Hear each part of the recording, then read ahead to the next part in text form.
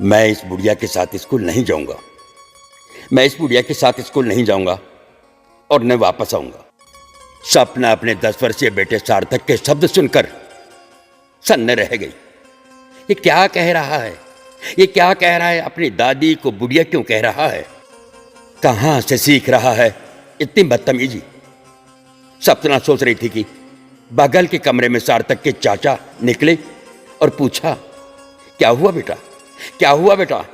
सार्थक ने फिर कहा, चाहे कुछ भी हो जाए, चाहे कुछ भी हो जाए, मैं इस बुढ़िया के साथ स्कूल नहीं जाऊंगा।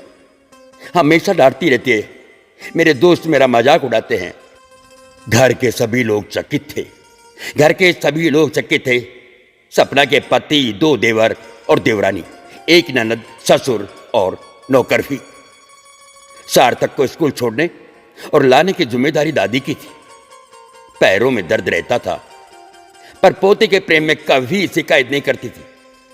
बहुत प्यार करती थी पोते को, क्योंकि घर का पहला पोता था।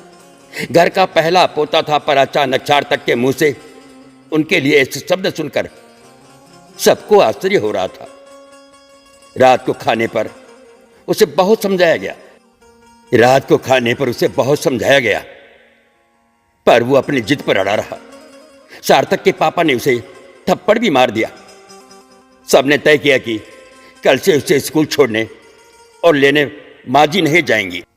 अगले दिन से कोई और ही उसे स्कूल से लाने और ले जाने लगा। पर सपना का मन विचलित रहने लगा कि आखिर उसने ऐसा क्यों किया। सपना सार्थक से बहुत नाराज थी। शाम का समय था। सपना ने दूध गर्म किया और बेटे को देने के लिए ढूंढने लगी। छत पर पहुंचकर बेटे की बात सुनकर ठिठक गई और छुपकर सारी बातें सुनने लगी। सार्थक अपनी दादी की गोद में अपना सर रखकर कह रहा था, मैं जानता हूं दादी, मैं जानता हूं दादी की मम्मी मुझसे नाराज है, पर मैं क्या करता। इतनी ज्यादा गर्मी में भी वो आपको मुझे लेने भेज देते थे। आपके पैरों में दर्द भी हमेशा रहता है। मैंने मम्मी से कहा तो उन्होंने कह दिया कि दादी अपनी मर्जी से जाती है, दादी अपनी मर्जी से जाती है। दादी, मैंने झूठ बोला, बहुत गलत किया, पर आपको परेशानी से बचाने के लिए मुझे और कुछ नहीं सूझा। आप मम्मी से कह दो कि वो मुझे माफ कर दे। सार्थक कहता जा रहा था। सपना के पैर और मन सुन्न पड़ गए थे। अपने बेटे के झूठ बोलने के पीछे के बड़प्पन को महसूस कर गर्व हो रहा था उसे, गर्व हो रहा था उसे।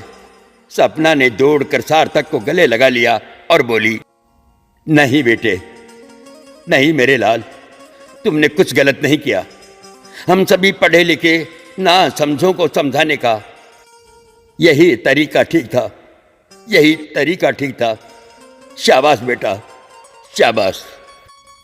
अपनी दादी माँ के प्रति आत्मिक भाव, ये प्यारी सी, मार्मिक और हृदय को छूने वाली कहानी करुणा जी द्वारा फेसबुक पर पोस्ट की गई है, जिसका वीडियो रूपांतरण कर स्वर देने का प्रयास किया है पूरणमल पारिक, जॉन भाई।